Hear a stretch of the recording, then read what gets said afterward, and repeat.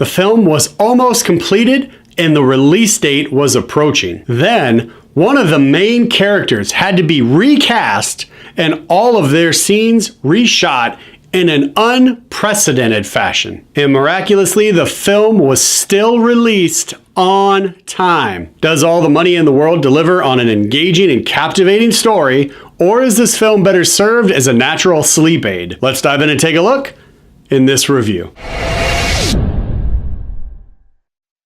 So first, and probably most important, director Ridley Scott was able to really pull out top caliber, A-quality performances from his actors in delivering all of the emotions to us on the big screen. He didn't just pull out the best performance from the leads, he literally pulled out the best performances even from characters who were only in the film for maybe one scene. For example, young John Paul, played by Charlie Plummer, who is the captive in this story, has escaped and he is now eating dinner at a police officer's house. And the woman, the wife of the police officer, delivers such an engaging performance, and she's only in this one scene in the entire film, that you know more is going on and not everything is as safe as it should be in this film for this character.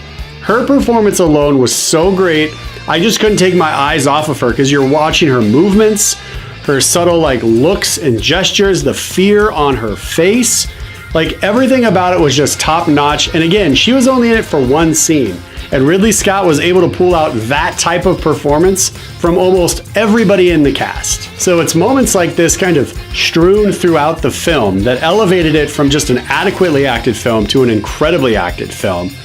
And then you had Mark Wahlberg, understanding that his character was supposed to be more of a black and white, cut and dry security guy who doesn't really get into the emotions of things. He's a negotiator. But still, it was I didn't really believe he was the negotiator. I just believed that he was Mark Wahlberg in this film.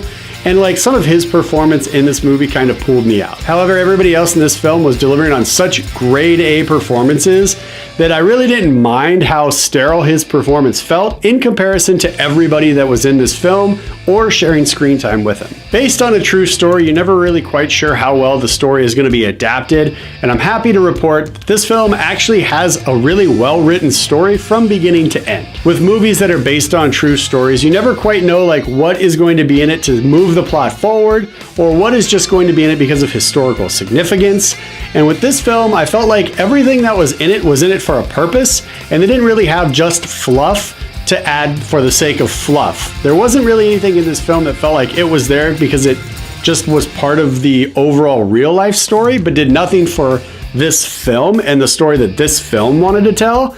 It felt like all of the moments in this story were in this story for a particular reason, and for that, I was happy. In this film, we get a sense for who the Gettys are, everybody's role in the film, and what the patriarch of the family, his view is for the family name, and how he wants to turn the Gettys into an American business dynasty. And while the patriarch, J. Paul Getty, played by Christopher Plummer, does feel a bit cold and abrasive at times, it's from beginning to end that we really get to know this character, and we see that he takes great care and great attention for the family that is in his bloodline. So not everything is as cold and calculated as it is on the surface, because if you fall in his bloodline directly, he does pay attention and he does take care of you. Because again, he's trying to build an American business dynasty, and he needs those that fall in his bloodline to be available to pick up the mantle and run with the Getty name. If I had to give one negative critique of this film, it would be that the pacing and the tempo is not consistent,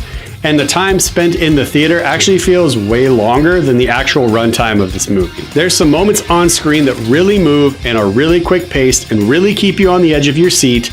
And then there are other moments where it just kind of falls and lingers, and it feels like it's just going to take forever for that moment to pass. And unfortunately, towards the end of the movie, I was sitting in my seat wondering how much longer is this movie going to go on, because it feels like I've been in this theater for 3 hours.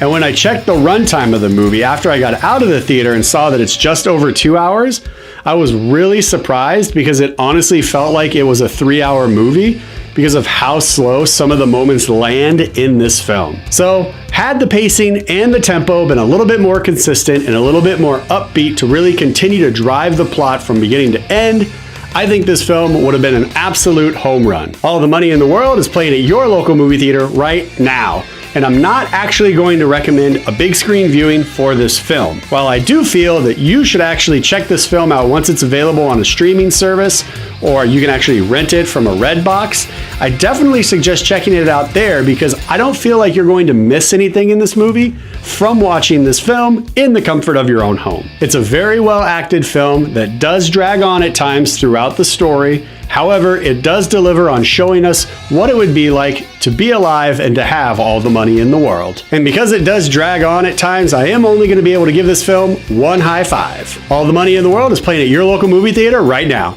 Check it out.